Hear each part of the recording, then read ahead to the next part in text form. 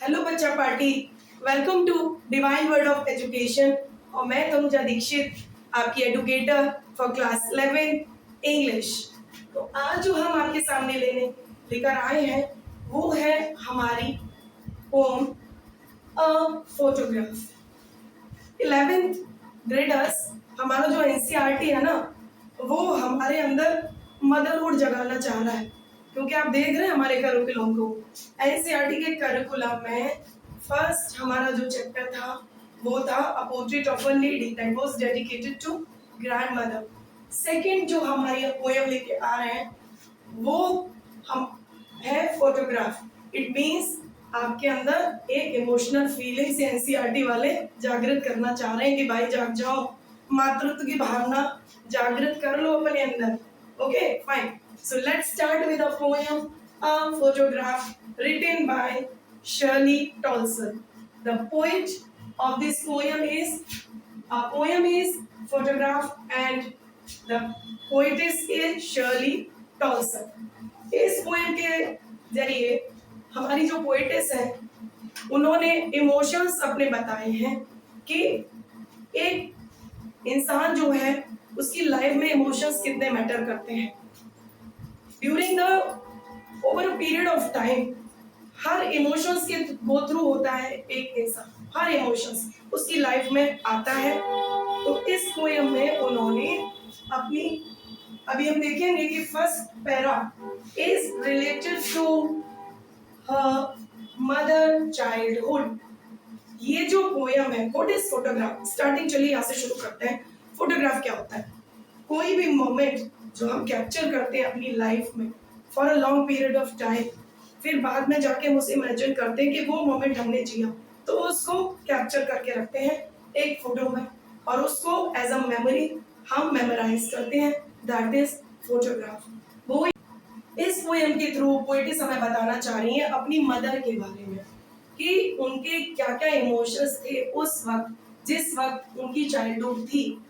First paragraph में हमें उनकी मदर का चाइल्डहुड डिपिक्ट हो रहा है जब उनकी मदर 12 इयर्स ओल्ड थी। यानी this paragraph shows all about her childhood. whose childhood? Her mother's childhood, poetess का चाइल्डहुड नहीं, उसकी मदर का चाइल्डहुड। कि वो बचपन में अपनी पिक्चर फोटोग्राफ के थ्रू पोएटिस ये शेयर कर रही हैं कि जब उनकी माँ 12 साल की थी तो उस वक्त उन्हें कैसा फील हुआ जब वो एक शीप शोर को विजिट करने गई थी अपनी गर्ल कजिन्स के साथ। फाइन, तो स्टार्ट करते हैं पोएम से। The cardboard shows me how it was. उनकी मदर कह रही है कि कार्डबोर्ड मतलब पहले जमाने में क्या होता था, I mean, पहले एक फोटोग्राफ जो होता था उसको कार्डबोर्ड के ऊपर फ्रेम किया जाता था, ऊपर से मिरर लगाया जाता उसको प्रिजर्व करने के लिए। तो वो फोटोग्राफ के बारे में बता रही है poetess. The cardboard shows me how it was when the two girl cousins went paddling. और जो इनकी मदर है और उनकी कौन, दो cousins, two girl cousin, whose cousins? इनकी मदर के cousins, what they were doing? They were paddling on the shore. Paddling मतलब barefoot, नंगे पैरों समुद्र के किनारे छोटे छोटे कदमों से चलने को ही पैडलिंग बोलते हैं, right? So you should be familiar with all these word meanings children. Okay, each one holding one of my mother's hands. और जो ईच वन यानी जो गर्ल दोनों कजिन थी, आगे नाम आएगा इन पोएटिस की कजिन्स का। एक का नाम था बेटी, दूसरी का नाम था डॉली। दिस इज बेटी एंड डॉली। दो कजिन सिस्टर्स जो थी इनकी, वो उनका हैंड पकड़े हुए थी और बीच में इनकी मदर की फोटो दी हुई है। I will show you in all my slides for further reference, you need not worry children. Fine, and she the big girl some 12 years or so। अब यहाँ पर बताया जा रहा है कि जो इनकी पोएटिस की शर्ली, हमारी शर्ली टॉल्सन की मदर थी, उनकी एज उस वक्त इस फोटो में, जो फोटो में वो दिखाई दे रही है, कितनी थी? 12 years की थी। ओके, हम लोग भी अपनी चाइल्डहुड की जब फोटो देखते हैं ना, तो हम लोग देखते हैं कि फोटोग्राफ में हम लोग कैसे दिख रहे हैं, हमारे पेरेंट्स ने हमको कैसे फैशन सेंस से ड्रेसअप किया हुआ है। अब मुझे तो मेरे पेरेंट्स तो बहुत फनी तरीके से फैशन सेंस से ड्रेसअप करते थे, जो मुझे अब मेमोराइज नहीं है। आप लोगों की फैशन सेंस ज्यादा बेटर होगी, बट वो हमारी एक मेमोरी बन के रह जाती है life long. Okay, so all three stood still to smile through their hair. Smile through their hairs, smile through their hair मतलब उस वक्त, जिस वक्त वो हमारी पोइटेस की माँ जो है अपनी गर्ल कजिन्स के साथ शोर पर, समुद्र के शोर पर जो अपनी हॉलीडेज में विजिट करने गई थी, तो उस वक्त जो ब्रीज, कोल्ड ब्रीज, ठंडी हवा चल रही थी समुद्र के किनारे, और वो उनके बालों को ठंडी ठंडी हवा ऐसे पास हो रही थी उनके बालों से कि वो तीनों बहनें, they both, all the three cousins were smiling, they are smiling their face. Now at the uncle with the camera, a sweet face. हम लोग जब अपना फोटो खिंचाते हैं तो एक स्वीट स्माइलिंग फेस देते हैं ना, से चीज बोलते हैं ना, लाइकवाइज। तो वो एक स्वीट सा फेस, स्माइलिंग फेस जो है पोइटेस अपना दिखा रही है जब एक कैमरामैन उनको फोटो क्लिक कर रहा है। Now, my mother's dad was before I was born. और बच्चों को क्या लगता है कि हमारी माँ ऐसी होगी जैसी हमने देखी। बचपन में तो हमने अपनी माँ को नहीं देखा कि वो कैसी लगती थी when she was in her childhood. तो इस पोएम में actually what happens is, what is shown in this poem, that a person's phase is passed on through different phases of life. यानी पहले चाइल्डहुड आता है, टीनेज आता है, adulthood आता है, then ultimate the natural truth is death. Okay, finally the eternal truth is death. तो इसमें एक चीज और बताई गई है इस पोएम में, what the poetess is describing about the two emotions, eternity and immortality. You should be familiar with these two terms. Fine. Eternity and immortality.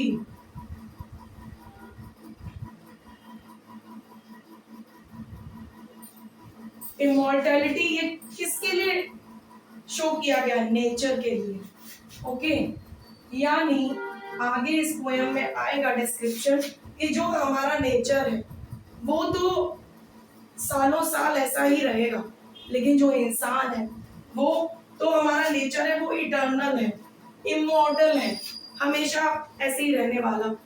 आज हो सकता है, आज जो मैं वीडियो कर रही हूँ अपलोड, आज से 5 साल बाद, 10 साल बाद मैं कहाँ होंगी, ये चैनल कहाँ होगा, आप लोग कहाँ होंगे। तो ये सब चीजें चेंज होती रहेंगी, पर जो एक चीज चेंज नहीं होगी वो है हमारा nature, that is immortal, and a persons life is मॉर्टल।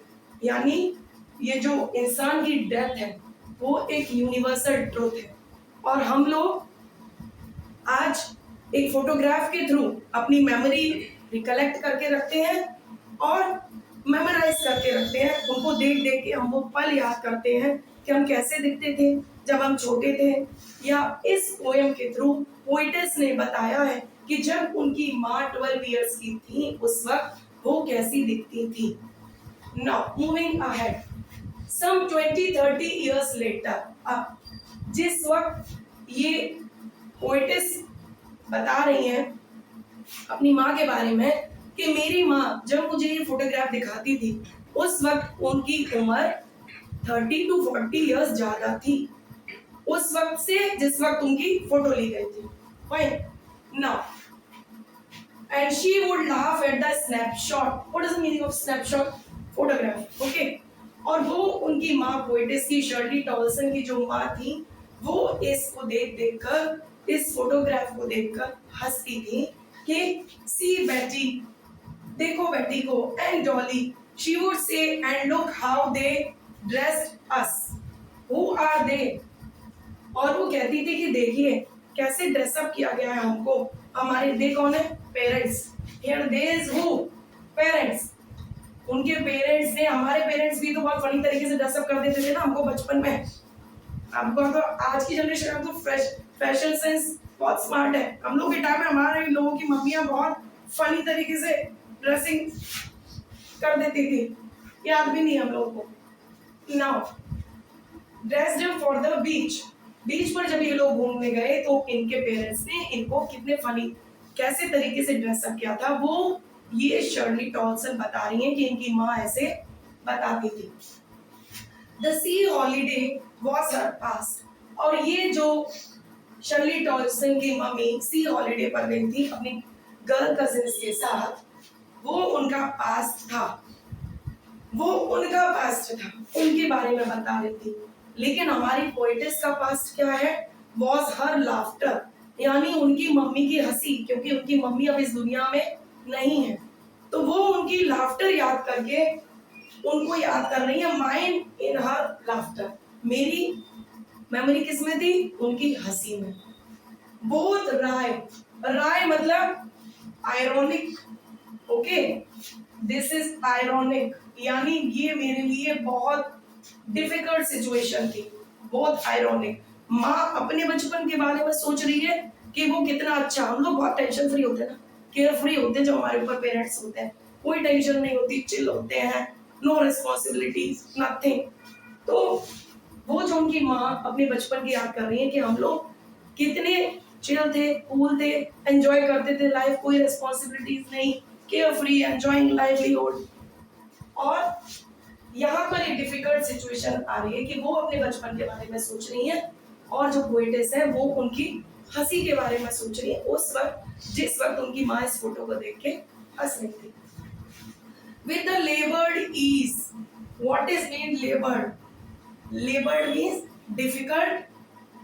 Labored means difficult, and ease means easy. कोई भी हमारा जो अपना लव्ड वन जाता है इस दुनिया से, तो उसको भूल पाना बहुत मुश्किल होता है। It is very difficult, difficult भी होता है, लेकिन इस सब चीजों को भूलते हुए ये इतना आसान नहीं था। कहना आसान है कि चीजें चली जाती हैं, भूल जाते हैं, पर नहीं होता अपना। तो it was difficult for her and it was not easy, उनके लिए इजी नहीं था इस पेन से उभर पाना। उस पोएटिस के लिए उनकी मदर का loss, so a loss of a loved one is very painful. यहाँ पर ये पोएम पूरी टोटली इमोशनल है, एक इमोशनल फीलिंग है एक बेटी के लिए, अपनी माँ के लिए, उसके बारे में बताया गया है। Now she has been dead nearly as many years, अब इनकी माँ को पास ऑन हुए काफी इयर्स हो चुकी हैं। And that girl lived, and of this circumstance, this circumstance मतलब यहाँ क्या बताया गया? सर्कमटेंस या क्या है? डेथ, यहाँ डेथ के बारे में बताया जा रहा है। ओके, ये जो पल है, ये जो डेथ वाला है, देयर इज नथिंग टू से एट ऑल। पोएटिस एकदम शांत हो गई है, वो इस पल के बारे में कुछ कह नहीं पा रहे।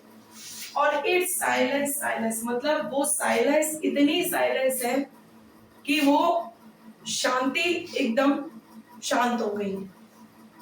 सो this is all about the poem children.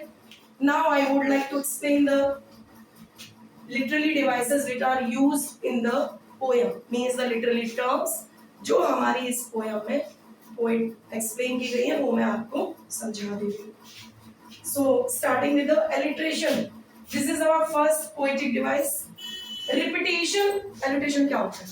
First you should be familiar what is alliteration. Alliteration is repetition of consonants. consonant क्या होते हैं? You might be familiar, अब तो 11th क्लास में आगे पता ही होगा what is consonant. ओके, वो consonant sound जो पोएम के वर्ड्स में consecutively repeated होते हैं। Likewise, repetition of consonant sound at the beginning of two or more consecutive words. The alliteration in the poem are as follows. देखिए, समझा रही हूँ मैं पोएम में। Stood still, alliteration है आपका स, stood still, ठीक, स letter phonetic sound. Okay, next through there. Where is through there, children? This one. Next alliteration is your through there. Okay, through there. बहुत से लोग इसको alliteration बोलते हैं, बट मेरे अकॉर्डिंग ये नहीं है. क्यों नहीं है? क्योंकि थ्रू में आपका था आ रहा है, था साउंड आ रहा है कॉन्सोनेंट का, राइट, और देयर में द आ रहा है, so they are different. I don't think so this is alliteration. So according to me, I cross it. Fine. Now, my mother. अगला हमारा alliteration देखिए क्या आया है. Where is my mother? This one. Okay. Ma, ma. अगला alliteration हमारा ये हो गया. Ma, mother. यहाँ साउंड कौन सा आ रहा है? Ma. Fine. Next. Terribly transient. Terribly transient. Feet. Terribly मतलब डिफिकल्ट, ट्रांजिएंट का मतलब होता है जब हम समुद्र के किनारे चलते हैं तो हमारे फीट जो है, पैरों के निशान आसानी से, जब वेव आती है समुद्र की तो पैरों के निशान जो है आसानी से मिट जाते हैं, क्योंकि वो पोइटिस की माँ जो है ना, वो शैलो वाटर में मूव ऑन कर रही है, यानी जहाँ पानी ज्यादा डीप नहीं है. ओके, सो टेरिबली ट्रांजिएंट, यहाँ क्या वर्ड यूज होता है? Tell me, you tell me. Tough. Okay, tough phonetic का साउंड आ रहा है कॉन्सोनेंट का. Next, silence, silence, S. Here the alliteration is alliteration is silence, silence. किधर है silence, silence? Okay, now next your literally device is oxymoron. Oxymoron मतलब जब हम किसी टर्म में दो वर्ड को ऐड करके एक पर्टिकुलर टर्म देते हैं जो कॉन्ट्राडिक्ट करती है, यानी एक टर्म का मतलब दूसरा है, दूसरी टर्म का मतलब दूसरा है, तो जो कंबाइंड करके एक टर्म बनेगी हमारी, दैट इज कॉन्ट्राडिक्टरी, मतलब ये अलग होगा. लेबर्ड इज, लेबर मतलब डिफिकल्ट, इज मतलब इजी, जब दोनों शब्दों को मिला के एक टर्म दे देंगे लेबर्ड इज, लेबर्ड इज, तो then it means laboured ease. Okay, यहाँ यूज किया गया लेबर्ड इज ऑफ लॉस, यानी पोएटिस के लिए ये जो लॉस है, ये जो नुकसान है, वो बहुत मुश्किल से, आसानी से भूलने वाला नहीं है. एक तरफ तो ये कि आसान है, एक तरफ से कि बहुत मुश्किल है. कोई भी डिफिकल्ट जो इमोशन होता है ना, बहुत आसानी से भूला जाता है, नहीं भूल सकता इंसान. तो that is oxymoron. Fine. Now next is your epithet. What is epithet? A phrase expressing a quality of person और समथिंग. अब आपको एक चीज बता दूं मैं, अगर किसी नाउन के साथ एडजेक्टिव लगता है तो वो उसकी क्वालिटी डिफाइन करता है. जैसे I will show you if adjective plus noun. Okay. जैसे foolish man. Okay. Example मैं दे रही हूँ. Foolish man. यहाँ पर man आपका noun है. And what is foolish? It is adjective. So it is epithet. But listen carefully. What is में जो है ये टेरिबली ट्रांजिएंट जो है वो हमारा बहुत सी बुक्स में दिया गया है कि एपिथेट है, बट आपको मैं बता दूं कि एपिथेट नहीं है direct, this is transferred epithet. Okay, यानी हम डायरेक्ट उस नाउन को ना कह के उसको, जैसे for example I will say foolish car. Okay, foolish car. Now foolish is an adjective plus car is a noun. Fine. तो कार तो फुलिश हो नहीं सकती, कॉमन सेंस है. कौन फुलिश हुआ? ड्राइवर. ओके, ये ड्राइवर, तो ये ड्राइवर जो हमारा क्या हुआ? This is transferred epithet, right. तो यहाँ पे हमारा जो टेरिबली ट्रांजिएंट फीट है, फीट हमारा नाउन है, इसको डिफाइन किया गया है कि ये ट्रांजिएंट है. कैसे? टेरिबली. ये हमारा transferred epithet. Okay, so this is all about the poem. Hope you have enjoyed it. अब इस पोएम का पूरा डिस्क्रिप्शन हम करते हैं through slides by our presentation. Okay, so let's move ahead. So here we are with a poem, a photograph by Shirley Tolson. So in pictures में I have shown what is photograph. photograph कैसा होता है, wooden frame होता है एक और उस पर फोटो स्टिक करके ग्लास की कवरिंग होती है। तो that I have shown in slide में मैंने दिखाया है। ये हमारी पोइट है Shirley Toulson. Next is all about a poem. A cardboard shows me how it was. जिस कार्डबोर्ड पर वो पोइटेस देख रही हैं, a cardboard shows me how it was, वो कह रही है when the two girl cousins went paddling. ये दो गर्ल कजिन है, बेटी इनकी मदर की सिस्टर्स और ये डॉली, और ये पैडलिंग, पैडलिंग मतलब समुद्र के किनारे पैदल पैदल चलना। और इसमें जो बीच में इमेज दिखाई जा रही है वो इनकी मदर की है, हमारी पोइटेस की। उनकी एज उस वक्त कितनी थी, 12 years. Each one holding one of my mothers and, और उनकी दोनों सिस्टर्स है वो उनकी मदर का हैंड्स को होल्ड किए हुए हैं समुद्र के किनारे, और ये अपनी हॉलीडे एंजॉय कर रही हैं सी बीच की। And she the big girl, और जो इनकी मदर है वो बिग है, सम 12 ईयर्स हो। कितनी एज बताई जा रही है, 12 ईयर्स और सो। ऑल थ्री स्टूड स्टिल, ये कैसे खड़ी हुई है इस फोटो में, जैसे स्थिर हो, बिल्कुल still. To smile through their hair, और यहाँ पर जो पिक्चर डिपिक्ट हो रही है कि जो ठंडी हवा चल रही है समुद्र के किनारे, वो ठंडी हवा से इनके जो हेयर्स हैं वो स्माइल पास कर रही हैं through their hairs. Children, I have shown all these emotions through the pictures. At the uncle with the camera, और यहाँ जो अंकल हैं जो उनकी फोटो क्लिक कर रहे हैं, ये अंकल हैं with the, और यहाँ ये जो अंकल हैं वो इनकी फोटोग्राफ को क्लिक कर रहे हैं। अ स्वीट फेस, जब हम लोग फोटो खिंचाते हैं तो हमारा स्माइलिंग सा फेस होता है, तो इस सिस्टर्स का जो है और इनकी मदर का, पोइटेस का बहुत स्वीट सा फेस है। My mother's that was before I was born, और मेरी जो मदर है इसमें कैसी दिखाई दे रही है, मेरे पैदा होने से पहले जैसे दिखाई देती थी। And the sea which appears to have changed less, और जो समुद्र है वो बिल्कुल भी नहीं बदला है, वो आज भी वैसा का वैसा है। और क्या चीज बदली है, washed their terribly transient feet, जो उनके फीट्स हैं, washed their terribly transient feet, transient मतलब इजीली, बहुत आसानी से जो पैरों के निशान हैं वो मूव हो गए लहरों के साथ। नेक्स्ट, सम 20-30 ईयर्स लेटर, और 20-30 साल बाद जब ये इनकी मदर इन पोइटेस को फोटोग्राफ अपना दिखा रही है जैसे इस पिक्चर में दिखाया है, she would laugh at the snapshot. Snapshot मतलब मैंने बताया आपको क्लास में, फोटो को देख के वो लाफ कर रही हैं, सी बेटी, देखो बेटी को, and Dolly, she would say and look how they dress, कैसे हमारे पेरेंट्स ने, दे हियर इज पेरेंट्स ने कैसे इनको ड्रेसअप किया है फॉर द बीच के लिए, जाने के लिए, हॉलीडेज एंजॉय करने के लिए। The C holiday was a past, और हम मेरी मदर के लिए जो सी हॉलीडे थी वो उनका पास्ट थी, और इन पोइटेस के लिए क्या इनकी मेमोरी है, उनकी माँ की लाफ्टर, उनकी हंसी मुस्कुराहट, तो कैसे इस फोटो को देख के मुस्कुराती थी।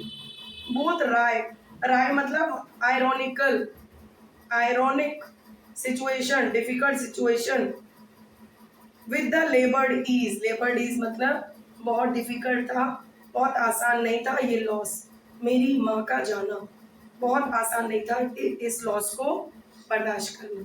Now she has been dead nearly as many years as that girl lived, और ये उनकी माँ के बारे में डिस्क्रिप्शन बता रहा है कि मेरी माँ कैसी लगती थी जब वो बचपन थी।